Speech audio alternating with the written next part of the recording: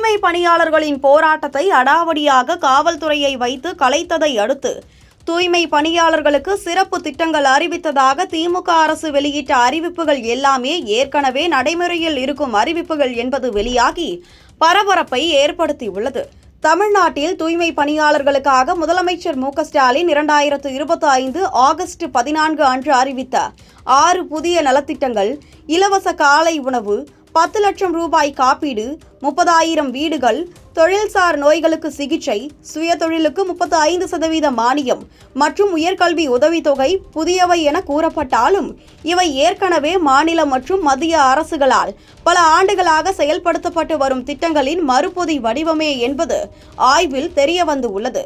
உதாரணமாக 2022-2023 முதல் தமிழ்நாடு நகர்ப்புற குடியிருப்பு மேம்பாட்டு வாரியம் மூலம் 1000 வீடுகள் 110 கோடி ரூபாய் செலவில் தூய்மை பணியாளர்களுக்கு ஒதுக்கப்பட்டு உள்ளதாக ஆதிதிராவிடர் நலத்துறை கொள்கை குறிப்பு பக்கம் 148 உறுதி செய்யப்பட்டுள்ளது.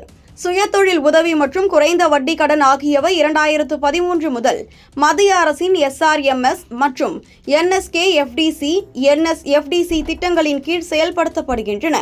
மரண நிவாரணமாக 10 முதல் 20 லட்சம் ரூபாய் வரை தேசிய தூய்மை பணியாளர் ஆணையம் NCSK மற்றும் மாநில அரசு 2014 முதல் வழங்கி வருவதாக ஆவணங்கள் காட்டுகின்றன. கல்வி உதவி என்பது பல சதாப்தங்களாக SC, ST, OBC மாணவர்களுக்கு வழங்கப்படும் பின் மாதிரி புலமை பரிசில் மற்றும் NSKFDC கல்வி கடன் திட்டங்களின் மறு அறிவிப்பாக உள்ளது.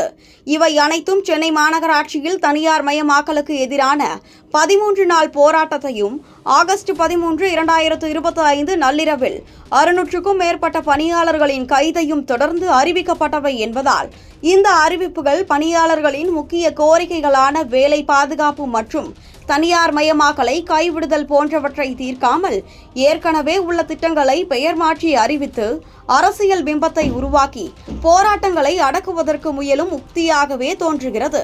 இதனால் அரசு வெளிப்படையான உரையாடல் மற்றும் நிரந்தர தீர்வுகளை வழங்க வேண்டிய அவசியம் உள்ளது.